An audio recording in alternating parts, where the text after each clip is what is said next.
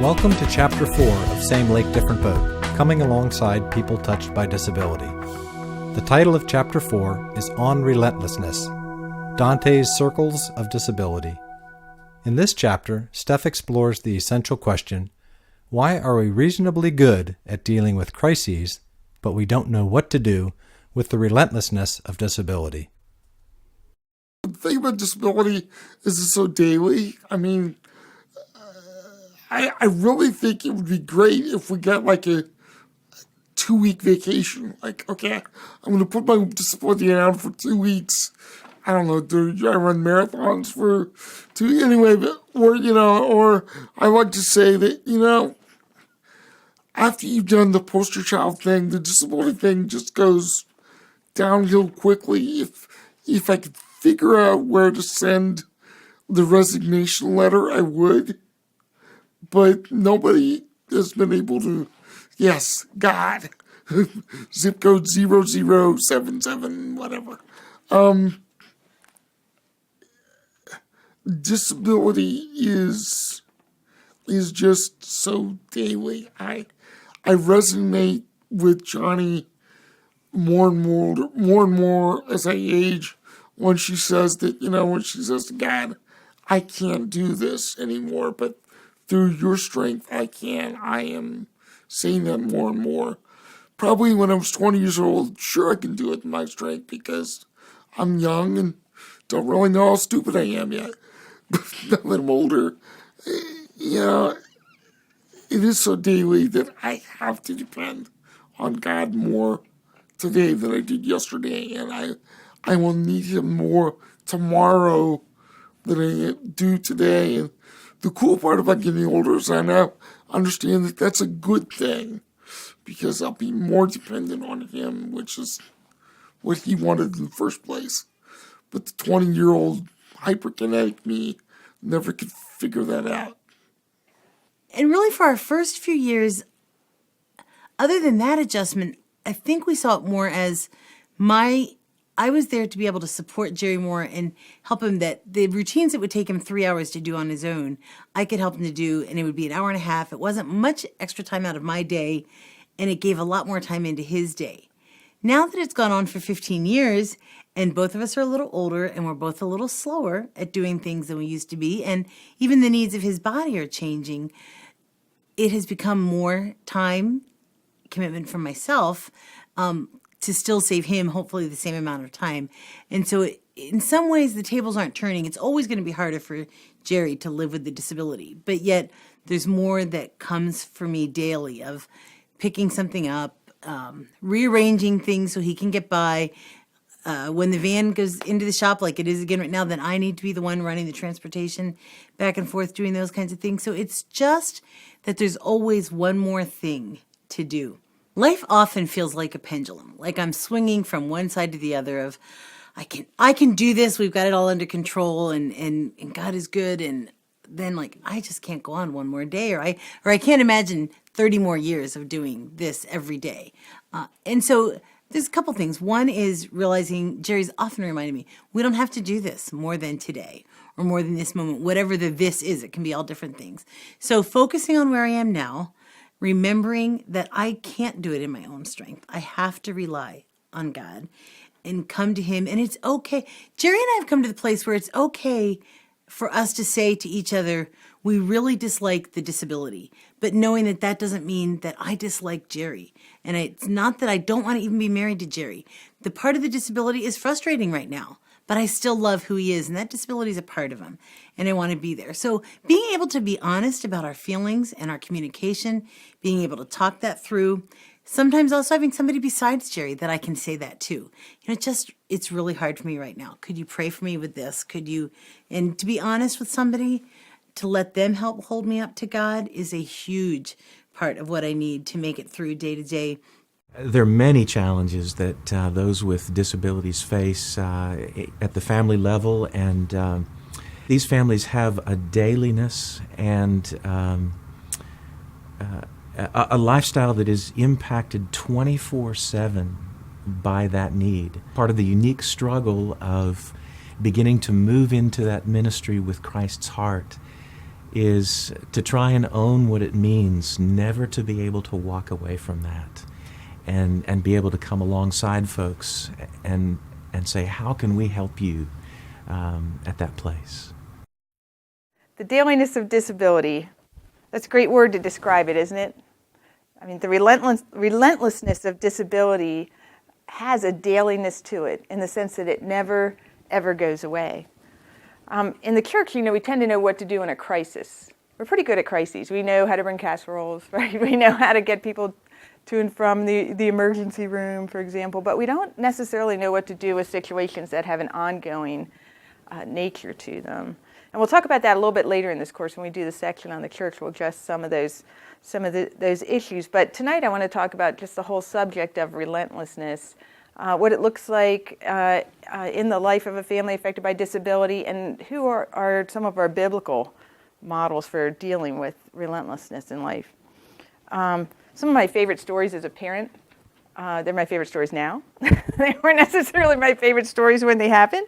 Are times when my youngest son, Tim, my son with Down syndrome, got into what I'd call relentless mischief when he was younger. When he was a lot younger, the behavioral component of Down syndrome that came to call at our house from time to time used to kick into high gear, and a lot of times things would happen in a whole sequence of events, one after another. And we nicknamed Tim Curious George at our house during that time. And I think, Curious George was the one who was always getting into mischief in those little children's books, and was always being rescued by the man in the yellow hat. So I think Timmy was usually being rescued by the mom with the red face. But anyway, here I'm going to read you a little excerpt from a Christmas letter I wrote when Tim was about 10 that will give you a little bit of a picture of what life was like at our house a lot of times. It says, I suppose I could start this letter off with a myriad of excuses as to what happened to our Christmas letter the last 4 years. Believe me, I wouldn't have any trouble coming up with them. Of course, there's the traditional the dog-aided excuse, which happens to things at our house, but not to the Christmas letter. There's the Timmy put it in the washing machine excuse, which has happened to countless items, including the dog, which is true, but not to the Christmas letter. How about it went to the lawnmower, but that was Timmy's glasses, but not the Christmas letter. And then there's the it got flushed down the commode, but that was Freddie's worry stone, a gift from a well-meaning but misguided teacher who noticed that Freddie seemed intense at times and thought it might help his stress. If she knew that within hours of the time the worry stone reached our house, Timmy had flushed it down the toilet, that might have illuminated her as to some of the source of Freddie's stress. Then here are a couple of diary entries I had when Timmy was about 8. Tuesday. It seemed like a morning like any other, except for I was moved by a book I was reading last night, The Power of the Powerless. So moved that I chose to read an excerpt to the fellows at breakfast. Freddie was mesmerized, but Timmy lost interest and became distracted, so I sent him off to brush his teeth. Apparently, he had too much time on his hands. After brushing his teeth, Timmy decided to lock the bathroom door so that Freddie couldn't get in. This is a favorite trick of his that comes and goes in his repertoire. Unfortunately for Tim and for us, the trick backfired, no pun intended. Right after we got Timmy cleaned up and changed, he was waiting to leave for the bus stop. He was amusing himself by swashbuckling around the kitchen with a plastic-tip plunger. He was singing songs from the Muppet Treasure Island movie, and I asked him to put his sword down so we could leave for the bus, which he did. Then he decided to pick it up again. So as I moved toward him for the sword, Timmy moved backward, which wouldn't have been a problem, except for he fell into the dishwasher, which was open. See, I don't know the minimum amount of weight it takes to pull a dishwasher out of the wall, but I can guarantee that 84 pounds will do it. Thursday, same week, in the last 24 hours, matches. Yesterday morning, the confrontation was over playing with matches. Not funny. Next point, Timmy threw up on the dinner table. It was the result of too much candy. He's fine now. I suspect a new Timmy induced weight control program is on the list for the rest of us. Kind of does something to your appetite. Just 2 minutes before, Freddie had asked, can I have Timmy's chicken nuggets if he doesn't eat them? Needless to say, Freddie changed his mind. Let's see. And one of my all-time favorites, sometimes Timmy gets on a roll in terms of stuff that he gets into in the house. And this particular day, it happened to be mousse. I was using mousse on his hair to slick back his straightened hair, and he really doesn't like it very much when I use mousse in his hair, so he decided to show me his feelings by emptying it out in the trash can. All of it in the trash can. I walked down the hallway and I heard this hissing sound coming out of the bathroom. And I knew Tim was not in the bathroom, so I went in there and found this huge mound of foam just pouring out of the top of the trash can. I went into the kitchen not long after that, and I found Tim with a glue stick. I thought I caught him in time until the next day I realized he glued all the pages of my daytimer together. Then on Friday of the same week, I found Timmy in the family room watching a fireman video. He has on his helmet. He has on the plastic backpack, for the water tank, and a pair of gloves and a fireman coat. And I'd already gotten him to empty out the plastic tank because he filled it with water. But when I walked in the room this time, he had my spray starch can. So he had emptied 2/3 of it all over the TV and the windows and the walls because he was using the foam to put the fire out. So anyway, you got to give him credit for creativity. But it was never a dull moment. Relentlessness came often in waves like that in our house with a whole bunch of different rascally, Curious George type of activities. Sometimes, relentlessness can come in the form of a series of outrageous events that seem funny, afterwards, like Tim with the foam or the moose, or pick a category, or the chicken nuggets, whatever it is. But for a lot of people in life, relentlessness, there's never anything funny about it. And for a lot of people who are affected by disability, the relentlessness that enters their lives doesn't have anything humorous that ends up being the outcome of that. It ends up sometimes being things like decades of personal care, or heart-wrenching struggles with behavior, or communication, or aggression, or self-injury. It can show up in endless hospitalizations, or chronic unemployment, or social isolation as well. The word relentlessness is defined in the American Heritage Dictionary as being unyielding, pitiless, steady, and persistent, unremitting. Unyielding, pitiless, steady, and persistent, unremitting. Relentlessness is not a friendly word, is it? It's a word that we all shrink back from. And yet, it's a word that we can all identify with. And if you look at the great stories of literature, and even the children's stories of literature, you often see stories of adversity, or stories where people engage great difficulty in life, and sometimes relentless difficulty. If you pick up William Bennett's The Book of Virtues, it has a whole section on perseverance, and you can find some good children's stories examples in there. For example, The Little Engine That Could. Remember the one with the little engine that couldn't get up the hill, didn't have enough power. Eventually another little engine comes along, and chug through the power of positive thinking, the little engine gets up over the top. Or else there's another one in there, The Little Hero of Holland. And I don't know if you remember that story. That's the one where there was a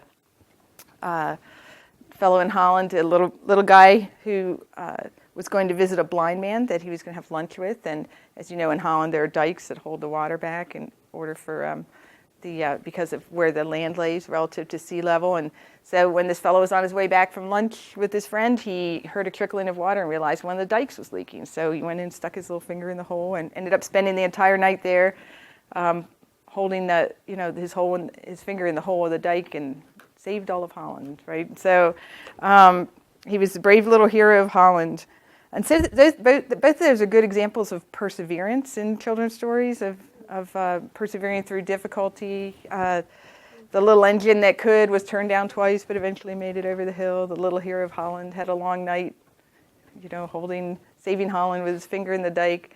But in both of those cases, while they're examples of perseverance, they're not examples of unrelenting difficulty. Because the Little Engine That Could did make it over the hill, right? The little hero, the brave hero of Holland, while he was brave for a night, it was only one night. And that's the difference between the relentlessness that comes with disability. It's I have a friend that says disability is not like cancer. You can't get to the other side of it. And that's not meant in any way to minimize the difficulties that come with cancer. There are immense difficulties that come with cancer.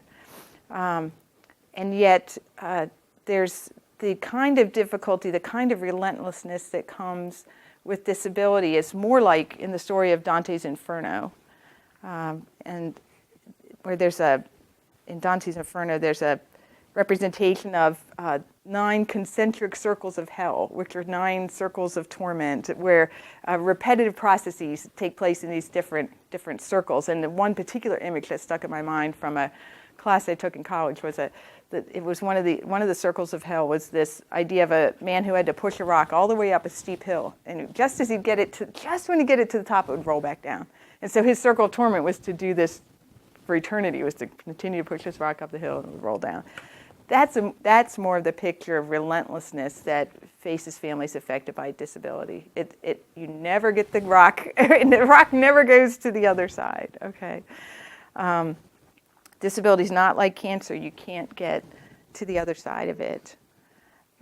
Remember we talked about the other day when we talked about a biblical view of disability, that disability is a normal part of life in an abnormal world, that it's a result of the fall, and that because life is not as it was intended to be, there's difficulty in life in all different aspects of all of our lives that would not be there otherwise. That brokenness and difficulty is common to the human experience. If you remember what we talked about in terms of reviewing that disability, when we look at it biblically, we're able to take things from the two other perspectives that we discussed and say, well, there is something that's normal about disability, right? It's a normal part of life in an abnormal world, and there's something abnormal, right? The world itself is not as it was expected to be. There's something difficult about disability. And yet there's something celebratory about people who have disabilities. And yet it's not the difficulty itself that's celebratory, right? And it's not the person themselves that is abnormal. And so the whole idea that disability is a normal part of life in an abnormal world is the biblical perspective. What comes part and parcel with that is the idea that there is then relentless difficulty. Relentless difficulty is just a byproduct of the reality that disability is a normal part of life in an abnormal world. And it's one of the things that distinguishes disability from other forms of difficulty in life. And I've had some people ask me before, well, do you think there would be any differences in people prior to the fall? And I said, yeah, I think there would be differences. There would be differences without difficulty, right? That we would all have unique gifts and all, but there would be differences, but differences without difficulty. So the difficulty and the ongoing nature and the repetitive nature of that difficulty is one of the things that characterizes disability. If we look at the scriptures and look at where can we find good examples of people who have experienced relentless difficulty, and then look at the example of how they engage that. I think what I think is just the best example in all of the scriptures really is Joseph. If you look at the life of Joseph, which is represented in Genesis 37 to 50, I'd encourage you to go home and read that on your own, because obviously I can't read that. Couldn't even read that in the time we have allotted right now, but it's an amazing story, Genesis 37 to 50. And what I'll do is I'll recapture the elements of it for you real quickly in case you haven't read it for a while. If you remember, Joseph was a 17-year-old boy. He was the 11th of 12 brothers, highly favored son of his father, Jacob, who had dearly loved Joseph's mother. Jacob gave Joseph a lot of special treatment, and Joseph had a lot of apparent self-confidence as you read through the story. He had some dreams that he openly shared with his brothers. Dreams where there were sheaves of grain that bowed down to him, that there were stars that bowed down to him, and it was the pretty clear implication of those dreams where they were the sheaves and the stars, right? To whom, and he was the one to whom they bowed down. As a result, his brothers were incredibly jealous of Joseph and his apparent arrogance as they perceived it, and they sold him to a caravan of Midianites, and he was taken off to Egypt as a slave. Once he was in Egypt, he served in the house of Potiphar, and the scriptures tell us the Lord was with Joseph and he prospered. Potiphar put him in charge of his entire household, but Potiphar's wife took a shine to Joseph, and she tried to seduce him multiple times. Joseph eventually he refused to give in to her request, and he eventually refused to even be around her. One day when no one else was in the house, Potiphar's wife propositioned Joseph, and Joseph pulled away from her, but she grabbed his coat, and he ran. And that coat was used as evidence of sexual assault against her, and then her outraged husband threw Joseph in prison. Joseph's is a story of slavery and slander. When he was in prison, even in those dire circumstances, Joseph prospered. The scripture said, "But while Joseph was there in the prison, the Lord was with him. He showed him kindness and granted him favor in the eyes of the prison warden, So the warden put Joseph in charge of all those held in the prison, and he was made responsible for all that was done there. As time passed, Joseph met two of the staff of Pharaoh, the chief baker and the chief cupbearer, and they both had dreams that they couldn't interpret. And Joseph said, "Do not interpretations belong to God? Tell me your dreams." So they did. And Joseph interpreted the dreams, and what he interpreted was that the cupbearer would be restored in 3 days and the baker would be hung in 3 days. And both of those predictions turned out to be correct. So knowing that the cupbearer would have access to Pharaoh soon when he was released, Joseph said to him, "But when all goes well with you, remember me and show me kindness. Mention me to Pharaoh and get me out of this prison." But the cupbearer forgot Joseph. Joseph's is a story of imprisonment and dashed hopes. 2 years later, Pharaoh had a dream. Right? None of his magicians or his wise men could interpret it. And the cupbearer finally remembered Joseph 2 years later. And he was summoned from the prison to interpret. Joseph replied, "I cannot do it, but God will give Pharaoh the answer he desires." So God goes ahead and reveals the dream through Joseph, that there will be years of abundance and there will be years of famine that are about to take place in Egypt. Joseph suggests some solutions that will be implemented, and Pharaoh is so impressed that he makes Joseph second in command to manage all the crops for Egypt during that time. He also gives him an Egyptian wife who blesses him with 2 sons. Then the plot thickens a little bit. The severe famine comes, and who shows up but Joseph's brothers, looking for food for their families. And there's a complex story that takes place from there on out, but essentially Joseph is reunited with his brothers. He reveals his identity and his forgiveness to them.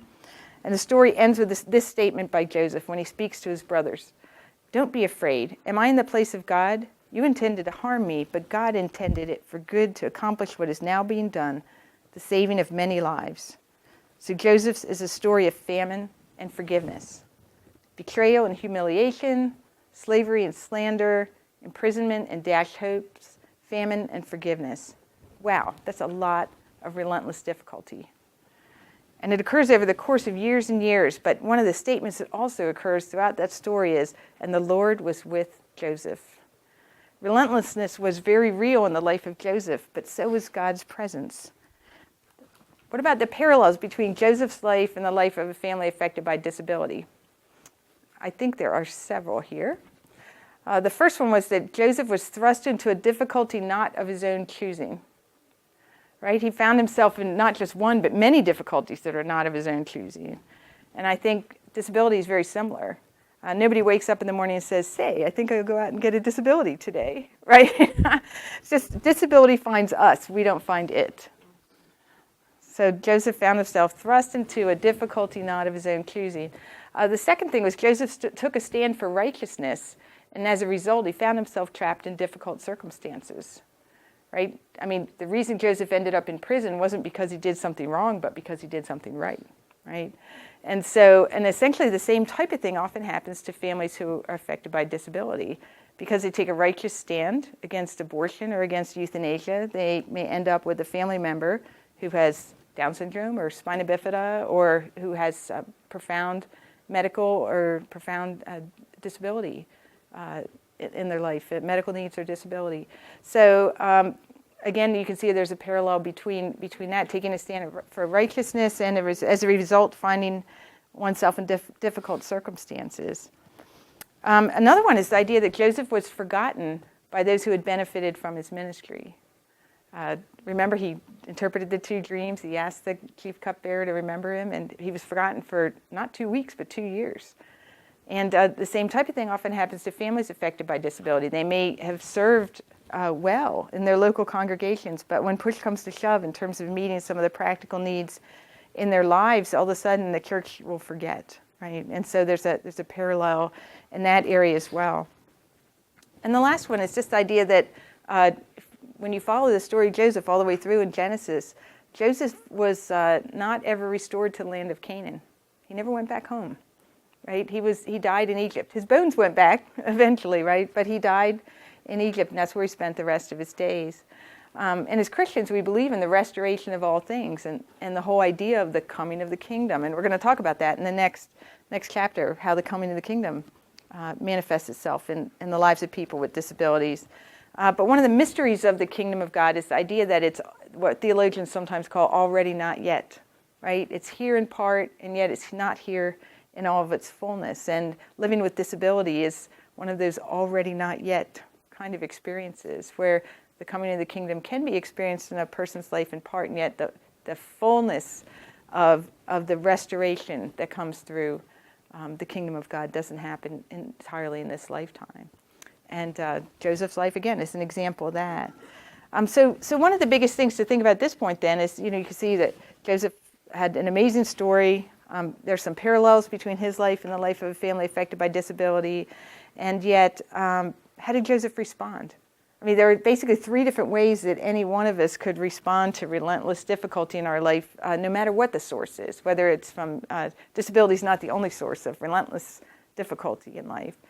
And I think there's three different ways that we tend to respond as human beings, fall into the first one being a victim mentality, the second one being a victor mentality, and I will beat this mindset towards whatever the difficulty is.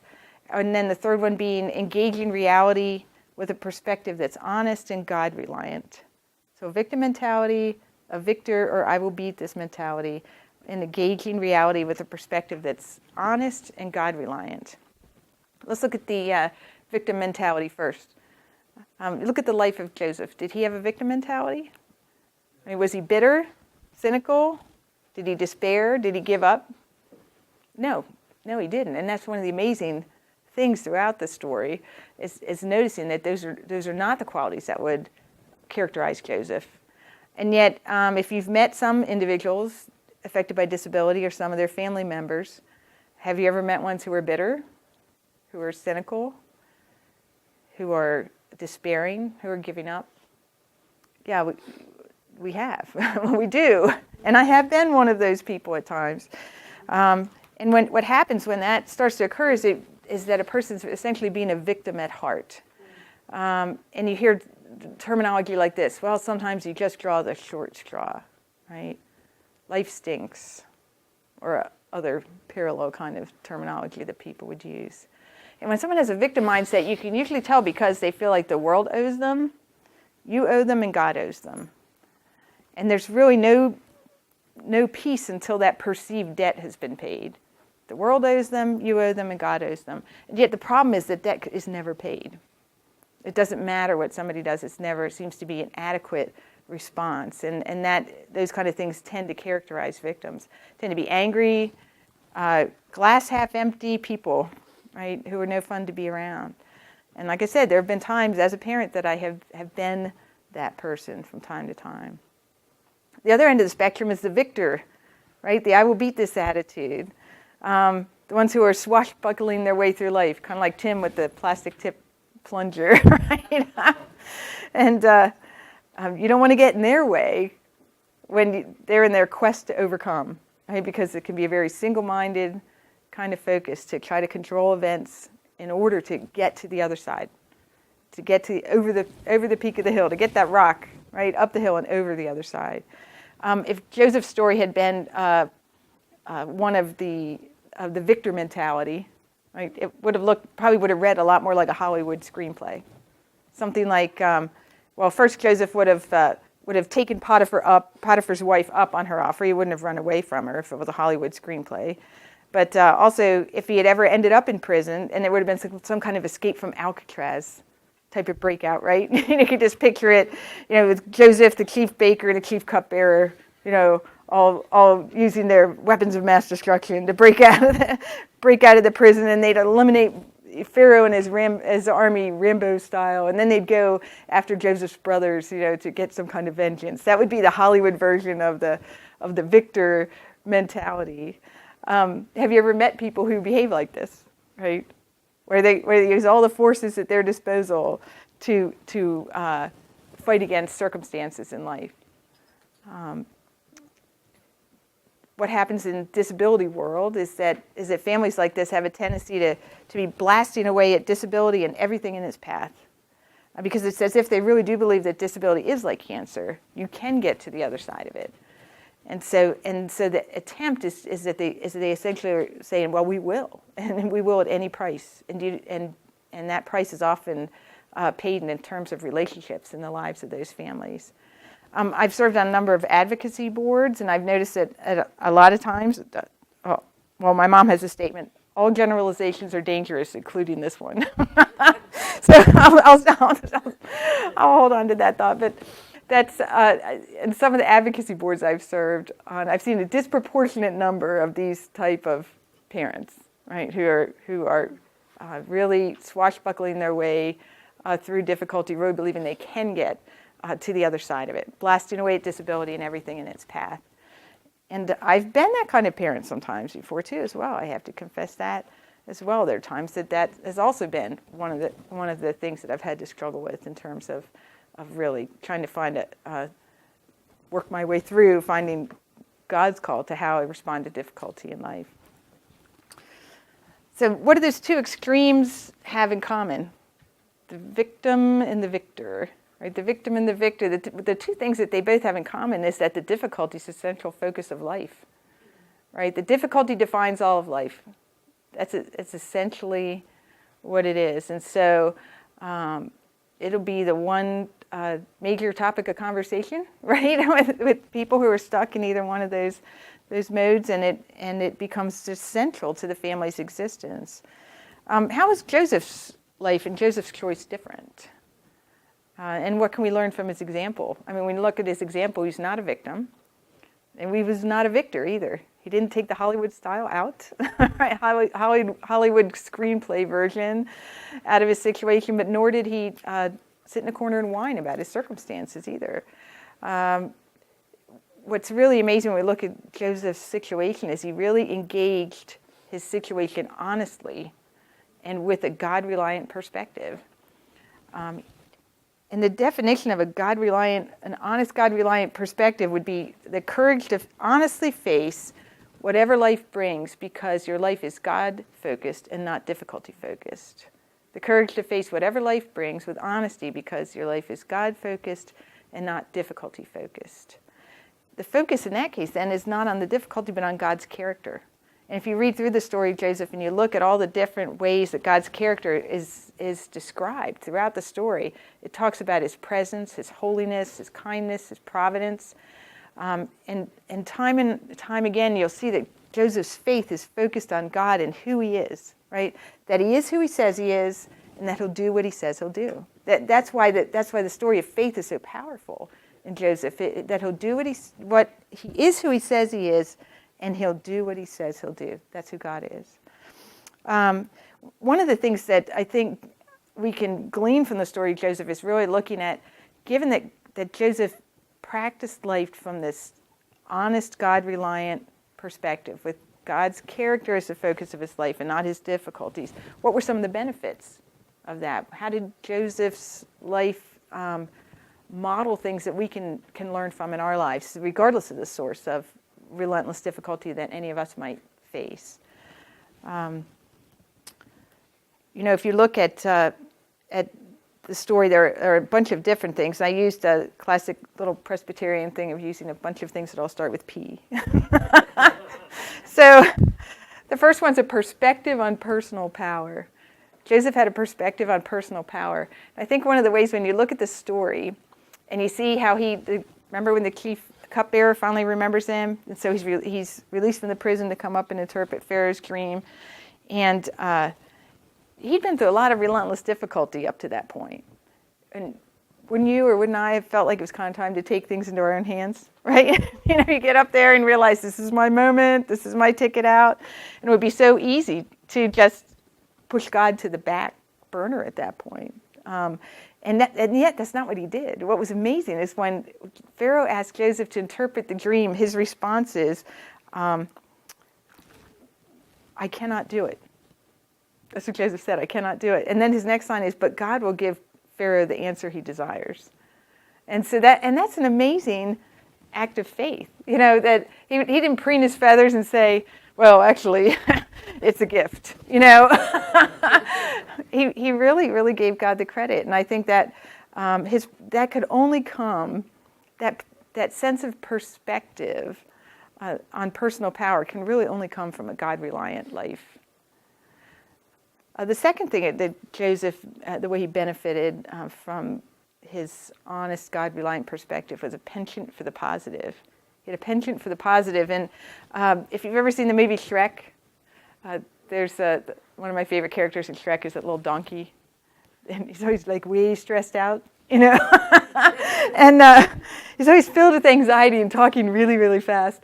And so, again, you think about Joseph, and Joseph reveals this dream, and this isn't good news, right? That he has to tell Pharaoh. This is not a good scenario. 7 years of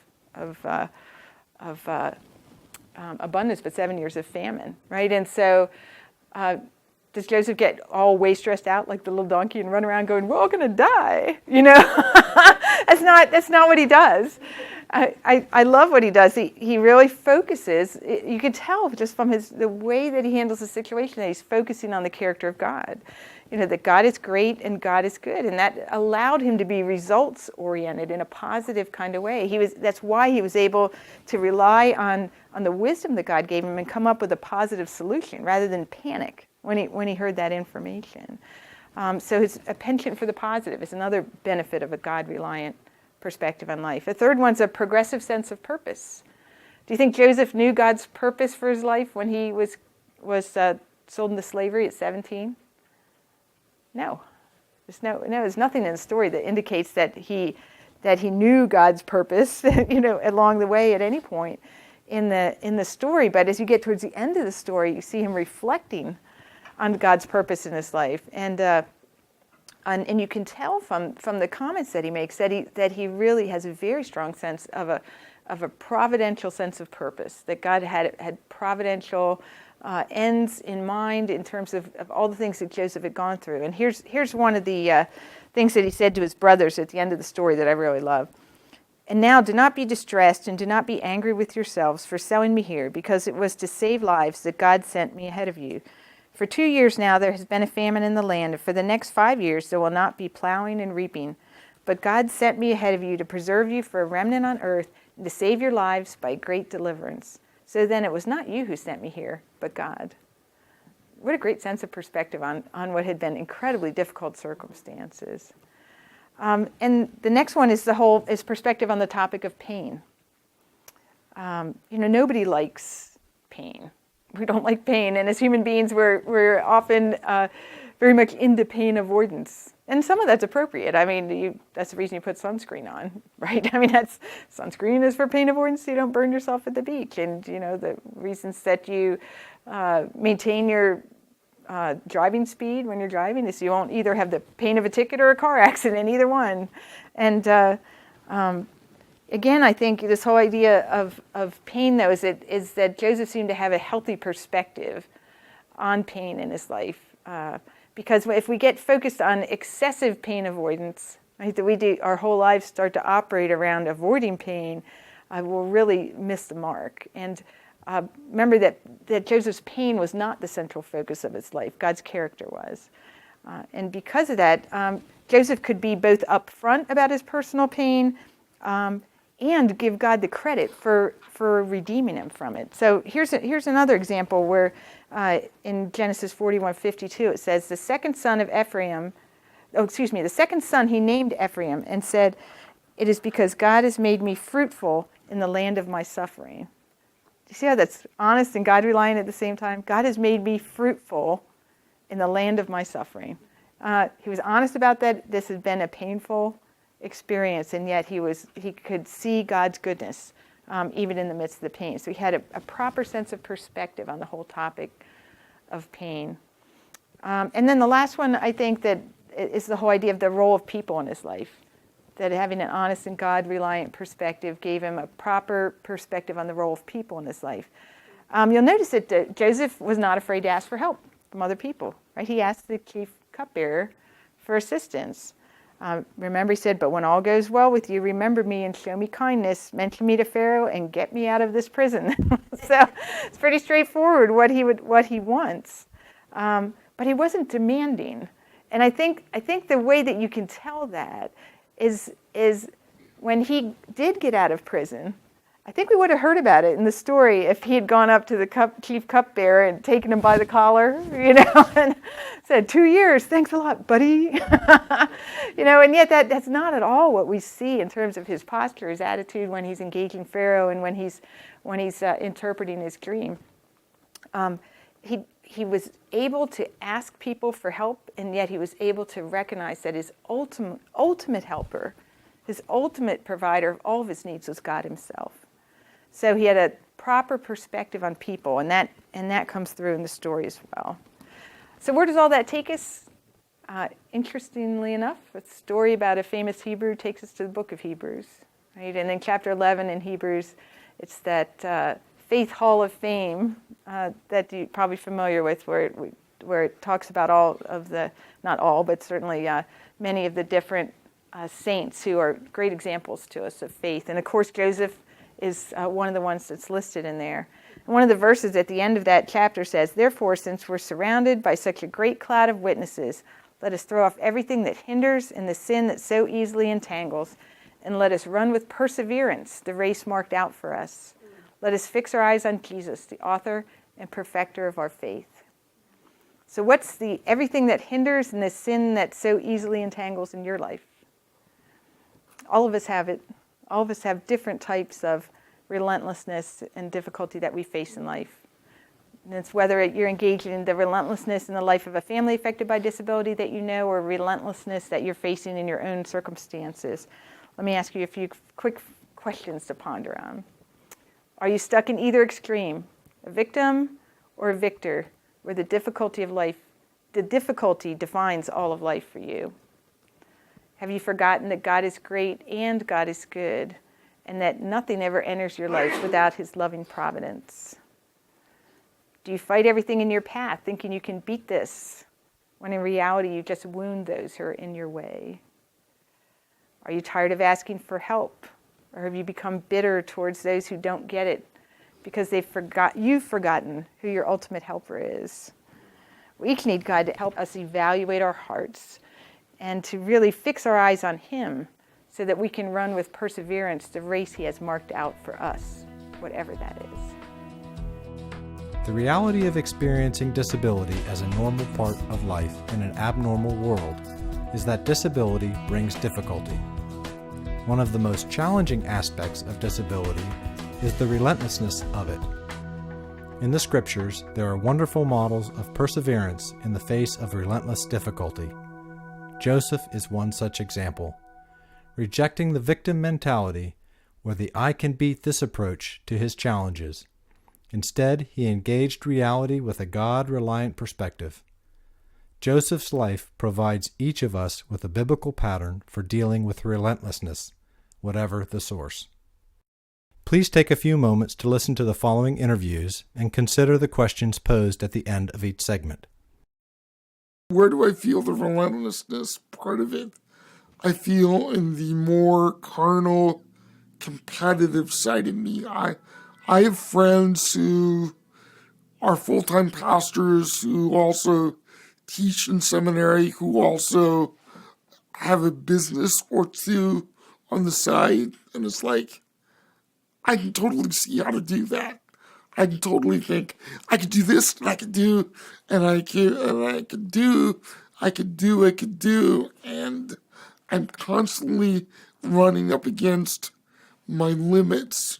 Now, I can hear other people without disability saying the same thing, but it doesn't feel like it's the same thing because I look down and this is a very cool wheelchair, but it's still a wheelchair, and it's kind of like, Lord, if I wasn't in the chair, I could do and list off 15 things, but I have to admit he might not have called me to do that, or he might have called me to do that, but I just haven't convinced somebody else to bring the resources to bear to allow me to do that. So is this an issue of his calling and not calling, or is this something that I really could do, but people see me as a person with disability and don't see don't see the same opportunities that God and I do? Or is it really some of both? And how do you tell the difference? And if you can figure that out, I'm buying the video. But that's really where the relentlessness is. I want to do more. I want to do way more. How is relentlessness in a person's life different than finiteness?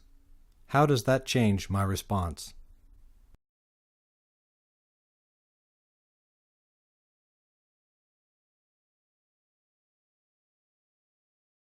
One of my greatest real-life heroes is a guy named Alan Kimball that I had in my youth group for a while, and he is just an incredibly special guy at many levels.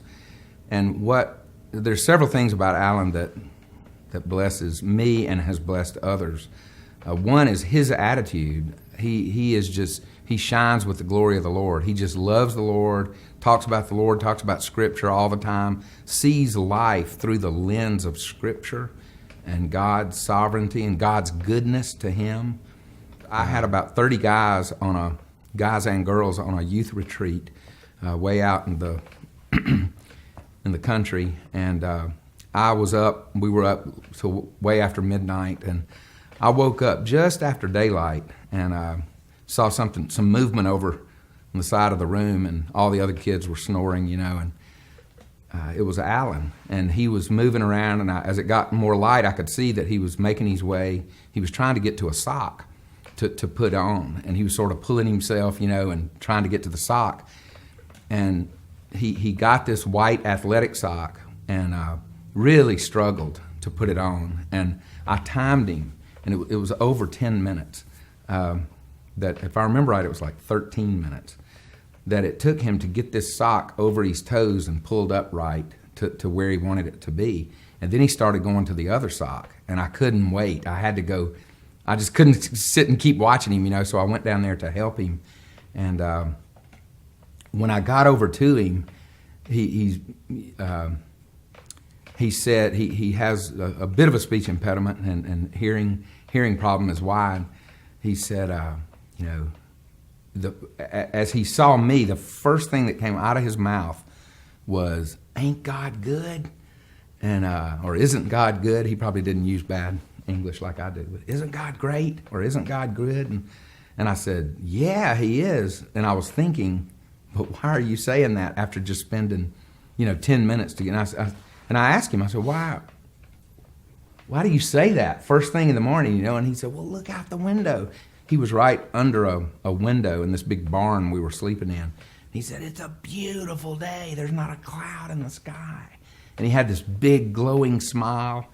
And that just moved me to tears, actually. I had to get away from him so he wouldn't see me crying. And just because he has such a great attitude. He knows he's loved by God, and he knows he's special, and he thinks I'm special and everybody's special, and he just sees himself as part of God's glorious creation. He gives God glory for everything all the time, and just has the greatest, most infectious attitude, And he's my hero. I love Alan Kimball.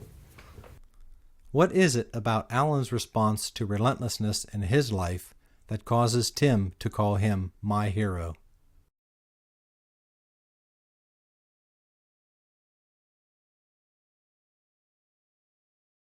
I do have a sister she's 8 years older than I am, and she had hydrocephalus as a baby, and so she has brain damage, and it's affected her mentally, emotionally, and some physically. It's interesting because I remember having an aunt one time ask me, Cindy, what's it like growing up with a sister like that? And I remember responding, well, I'm not sure, because that's all I've ever known, her being 8 years older than I am, and I had 3 brothers, but she was my only sister.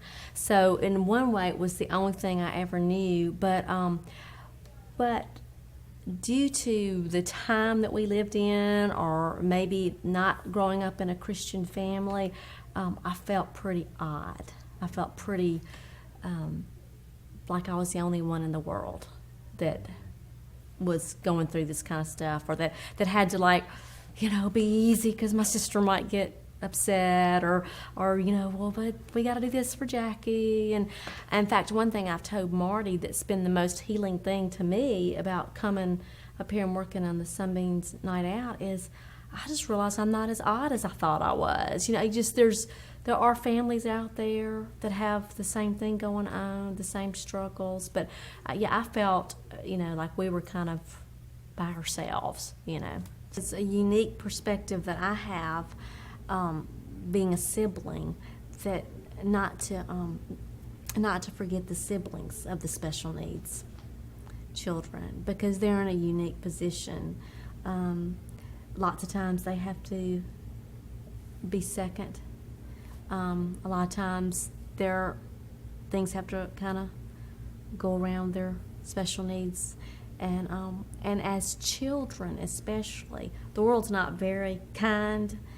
And so I think a lot of times they have hang-ups. I mean, I know I did. I wish to say that I didn't, but I can remember being embarrassed about my sister, and that's perfectly normal. But I think that's why I think if we can really, as the people of God, have that perspective of we're all made in the image of God, that kind of takes that away, because don't look at my sister oddly. She's made in the image of God, But I guess that's what I would say, is just because I think sometimes the siblings there's a special need there too. They need some love. Why do we so often miss the impact of the relentlessness of disability on the siblings?